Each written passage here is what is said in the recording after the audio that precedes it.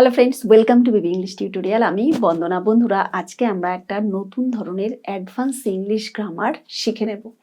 অর্থাৎ আমরা ছোটবেলা থেকে জানতাম যে বিকজ এবং সো দুটোই কনজাংশন। বিকজ এবং সো দুটোই পরিচয় হচ্ছে কনজাংশন। কনজাংশনের বাংলা মানে কি? সংযোগকারী অব্যয়, অর্থাৎ দুটো বাক্যের মধ্যখানে লিঙ্ক করে দেয়। যেহেতু লিঙ্ক করে তাই ওর আরেক নাম হচ্ছে লিঙ্কার।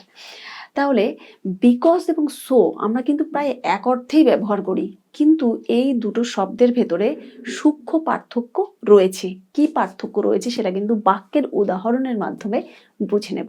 যেমন বিকজ মানে কারণ লিখে দিয়েছি, সো মানে ফলাফল বা ফলে।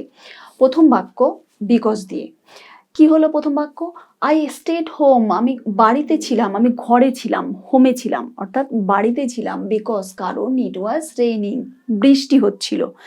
বৃষ্টি হচ্ছিল সেই কারণে আমি বাড়ির ভেতরে ছিলাম। এটা হলো বিকজ দিয়ে বাক্য। পরের বাক্যে ঠিক উল্টে যাচ্ছে, অর্থাৎ ইট ওয়াজ রেইনিংটা আগে চলে আসছে আর প্রথম অংশটা পরে চলে যাচ্ছে। কি হবে পরের বাক্যটা? ইট ওয়াজ রেইনিং, বৃষ্টি হচ্ছিল, সো তাই, অর্থাৎ ফলে।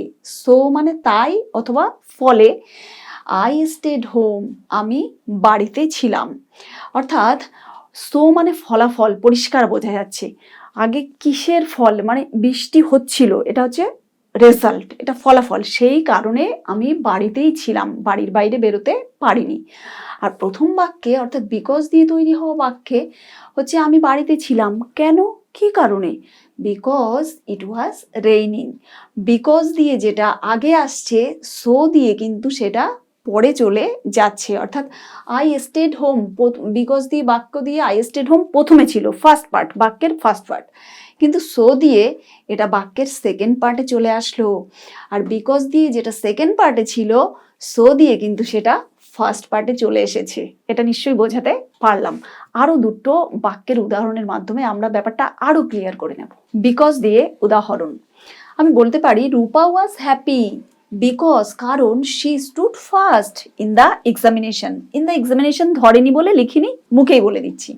তাহলে রূপা ছিল সুখী, রূপা ওয়াজ হ্যাপি মানে রূপা ছিল সুখী, বিকজ মানে কারণ, শি স্টুড ফার্স্ট সে পরীক্ষায় প্রথম হয়েছিল। অর্থাৎ বিকজ মানে কিন্তু এখানে পরিষ্কার বোঝা যাচ্ছে কারণ। রূপা ছিল সুখী, কি কারণে সুখী ছিল? কারণ সে পরীক্ষায় প্রথম হতে পেরেছিল। কিন্তু সো দিয়ে যখন বাক্য লিখবো তখন কিন্তু এই পরের অংশটা আগে চলে যাবে। এবার যদি বলে পরের অংশ তো সি রয়েছে, সিও যে রূপাও সে। কোনো বাক্য শুরু করার সময় আমরা কিন্তু অবশ্যই নাউন দিয়ে বাক্য শুরু করব, সি দিয়ে করব না। সি এর পরিবর্তে কি বসিয়ে দেব? রূপা, কারণ সিও যে রূপাও সে।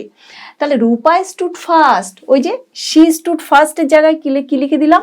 রূপা স্টুড ফার্স্ট, রূপা হয়েছিল প্রথম। সো মানে তাই জন্য, সো মানে তাই জন্যই শি ওয়াজ হ্যাপি সে ছিল সুখী।